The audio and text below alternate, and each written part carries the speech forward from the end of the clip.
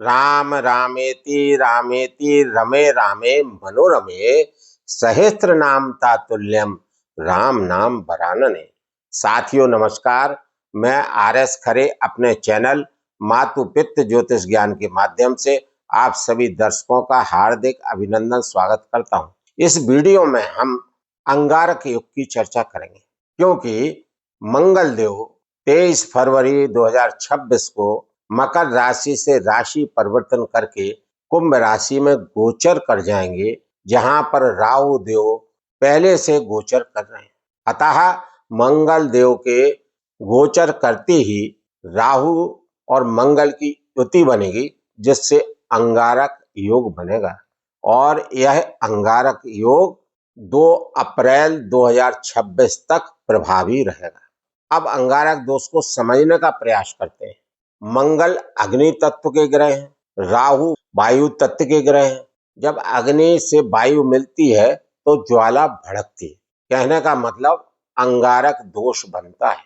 यह दोष जातक को जीवन में परेशानियां देता है, अनावश्यक मानसिक पीड़ाएं देता है, जो अत्यधिक क्रोध, आक्रामकता, दुर्घटनाओं और मानसिक अशांति देता है।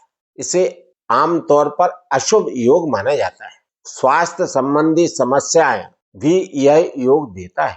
इन्फेक्शंस और रक्त संबंधी विकार भी इस योग द्वारा जातकों को मिलते हैं, क्योंकि राहु छाया ग्रह, धुंध है, धुआं है, छली है, कपटी है, वेश बदलने में माहिर है, मानसिक भ्रम पैदा करते हैं, रहस्य है, गुप्त ज्ञान है। राहु जघन्य से जघन्य अपराध कराने से नहीं चूकते और जिद्दी है, और अपने इसी जिद्दीपन के कारण समुद्र मंथन के दौरान अमृत पान करने की जिद की वजह से भगवान विष्णु से अपनी गर्दन कटवा ली, लेकिन अपनी जिद नहीं छोड़ी। इसी से आप समझ सकते हैं कि राहु कैसे है। राहु तारे तो कौन मारे और राहु मारे तो कौन तारे। राहु जिस ग्रह के साथ युति करते हैं तो दोष बनाते हैं। राहु छाया ग्रह है, इनको किसी भी राशि का स्वामित्व प्राप्त नहीं है, लेकिन बहुत बली है। इसीलिए पौराणिक कथाओं में महर्षि व्यास ने भी लिखा है कि राहु चंद्रादित्य विमर्दनम, माने सूर्य और चंद्र को ढक लेते हैं, उनको कमजोर करने की क्षमता भी राहु में होती है। राहु सूर्य के साथ युति कर सूर्य ग्रहण दोष बनाते हैं, मंगल के साथ युति कर अंगारक दोष बनाते हैं, जिसकी चर्चा इस वीडियो में मैं कर रहा हूँ। बुध के साथ युति कर जड़त्व दोष बनाते हैं। देवगुरु बृहस्पति के साथ युति कर गुरु चंडाल योग बनाते हैं। शनि देव के साथ युति कर श्रापित दोष बनाते हैं। शुक्र देव केवल एक ऐसे ग्रह हैं जिनके साथ यह युति बनाते हुए अच्छे फल देने का कार्य करते हैं।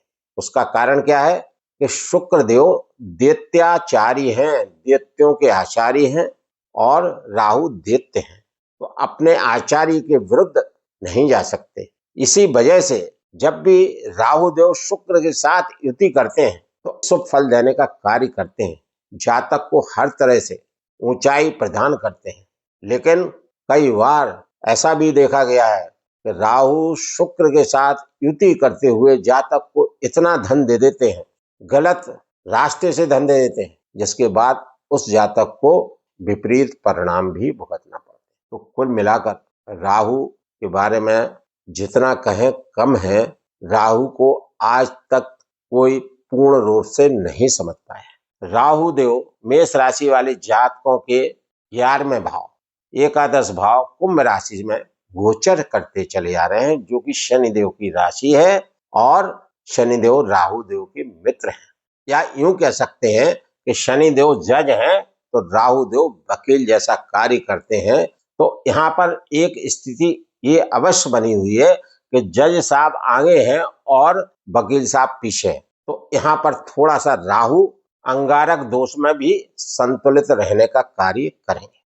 मैं यहाँ पर मंगल और राहु के अंगारक दोष की चर्चा कर रहा हूँ, किंतु मेष राशि वाले जातकों पर माह फरवरी से ही पंचग्रही योग बना हुआ है, सूर्य बुध शुक्र और मंगल राहु। मंगल और राहु का अंगारक योग सदैव नकारात्मक नहीं होता है, सकारात्मक प्रभाव भी दिखाता है। वह कब? जब आप ज्वाला भड़क रही हो और जो धुआं है वो राहु है। आपको धुआं को निकलने का सही रास्ता देना है और ऐसा करते ही आप इस अंगारक योग के सकारात्मक प्रभाव भी देखेंगे। यह योग सकारात्मक प्रभाव भी आपको देगा। यहाँ पर देवगुरु बृहस्पति इस अंगारक अवधि जो कि 23 फरवरी 2026 से 2 अप्रैल 2026 तक रहेगी, देवगुरु बृहस्पति यहाँ पर इस ज्वाला का धुआं छांटेंगे, इस धुआं को सही डायरेक्शन देंगे। सूर्यदेव 13 फरवरी से 14 मार्च तक गोचर करेंगे। 14 मार्च को सूर्यदेव मीन राशि में आ जाएंगे। पूरे अंगारक योग की अवधि में बुधदेव यहीं गोचर करेंगे। शुक्रदेव 5 फरवरी से कुंभ राशि में गोचर करेंगे और 1 मार्च को यहाँ राशि परिवर्तन कर जाएंगे। लेकिन शुक्रदेव और बुधदेव इस अंगारक युति में, अंगारक योग की युति में सकारात्मक परिणाम देने का कार्य करेंगे, पॉजिटिविटी देने का कार्य करेंगे, क्योंकि शुक्रदेव राहुदेव के आचार्य हैं, गुरु हैं। राहुदेव दैत्य हैं और शुक्र दैत्याचारी हैं और यहाँ पर लाभ भाव में गोचर कर रहे हैं। कोई भी ग्रह जब लाभ भाव में गोचर करता है तो लाभ देने का ही कार्य करता है। कई तरह के लाभ देने का कार्य वह ग्रह करता है। अब यहाँ पर शुक्रदेव जब लाभ देने का कार्य करेंगे तो राहुदेव शुक्रदेव के लाभों में वृद्धि करने का कार्य करेंगे। बुधदेव पूर्वाभाद्र नक्षत्र और शतभिषा नक्षत्र से गोचर करेंगे, जिनके स्वामी देवगुरु बृहस्पति हैं और देवता अजय पद हैं, जो कि रुद्र का उग्र रूप है। और देवगुरु बृहस्पति के पुनर्वसु नक्षत्र के देवता माता अदिति के पुत्र हैं। शुक्रदेव 1 मार्च को राशि परिवर्तन करेंगे और मीन राशि में गोचर कर जाएंगे।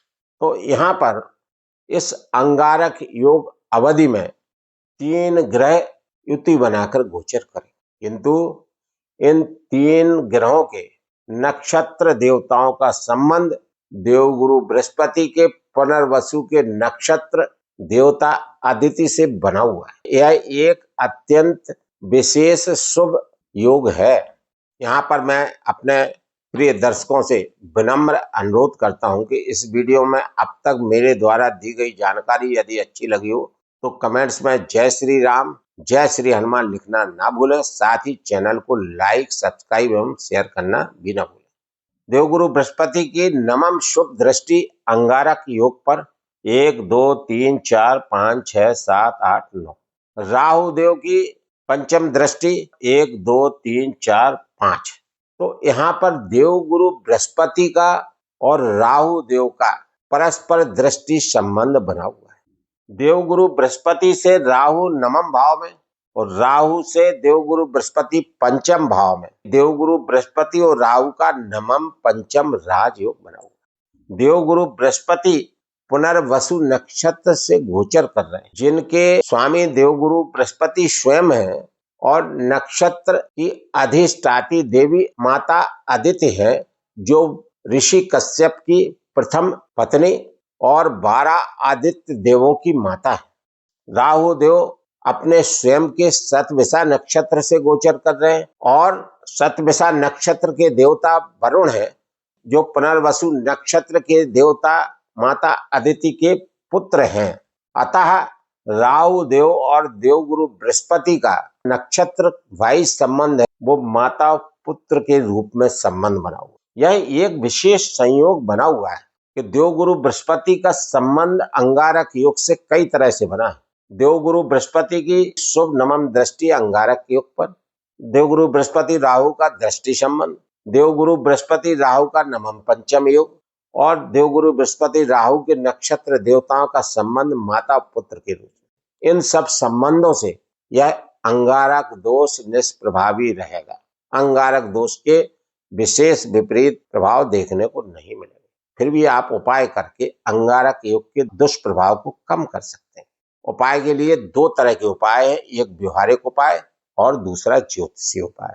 व्यवहारिक उपाय में सबसे पहले आपको अपना आचार विचार अच्छा रखना, आपका चरित्र अच्छा होना चाहिए, आपका स्वभाव अच्छा होना चाहिए। इसीलिए रहीम जी ने लिखा है, जो रहीम उत्तम प्रकृति का कर सकत कुसंग, चंदन विष व्यापत नहीं लिपटे रहत भुजंग।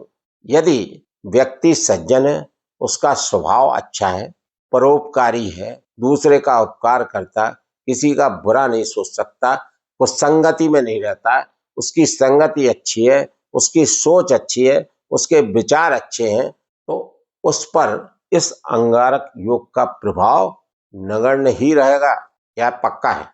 क्योंकि रहीम जी खुद कहते हैं कि चंदन पर सर्प लिपटे रहते हैं, चारों तरफ चंदन पर सर्प लिपटे रहते हैं, लेकिन चंदन अपने स्वभाव बस अपनी शीतलता और सुगंधता नहीं खोता है। यद्यपि चारों तरफ से चंदन पर विष का प्रभाव रहता है। सर्प क्या है? सर्प ही तो राहु है।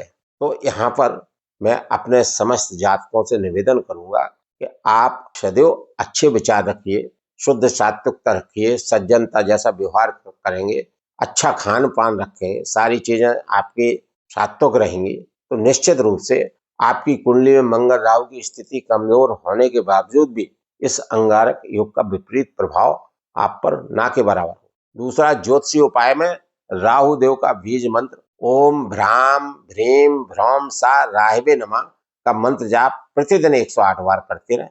श्री शिव जी की पूजा अर्चना आराधना उपासना किसी न किसी रूप में अधिक से अधिक करते रहें। श्री हनुमान चालीसा का पाठ अधिक से अधिक बार प्रतिदिन करते रहें। कुल मिलाकर अंगारक योग निश्चित रूप से अशुभ योग ही होता है, किंतु यहाँ पर देवगुरु बृहस्पति से जो राहु का संबंध बना हुआ है, यह एक अत्यंत दुर्लभ योग है, संबंध है, जो वर्षों बाद बनता है। इस संबंध की वजह से यह अंगारक योग के विपरीत प्रभाव मेष राशि वाले जातकों को लगभग प्राप्त नहीं होंगे, और यदि उपाय करेंगे तो निश्चित रूप से यह अंगारक योग लाभकारी भी सिद्ध हो सकता है, सफलता दे सकता है।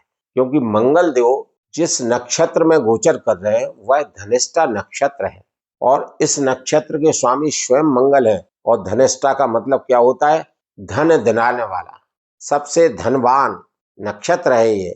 और यह नक्षत्र धन कमाने की इच्छा देता है, और आय भाव में मंगल देव गोचर कर रहे हैं, और आपके राशि के स्वामी राशिपति लग्नाधिपति होकर लाभ भाव में गोचर कर रहे हैं, तो यह निश्चित है कि लाभ दिलाने का ही कार्य करेंगे। यह मंगल और राहु का योग मेष राशि वाले जातकों के लिए काफी लाभकारी रहने वाला है, और जो उपाय मैंने बताए हैं वह उपाय करेंगे तो निश्चित रूप से चमत्कारिक फल ही प्राप्त होंगे। यहाँ पर मैं अपने प्रिय दर्शकों से विनम्र अनुरोध करता हूँ कि मेष राशि वाले जातकों के लिए अंगारक योग के बारे में जो मेरे द्वारा जानकारी दी गई है, यदि आपको यह जानकारी अच्छी लगी हो तो चैनल को लाइक, सब्सक्राइब एवं शेयर करना न भूलें।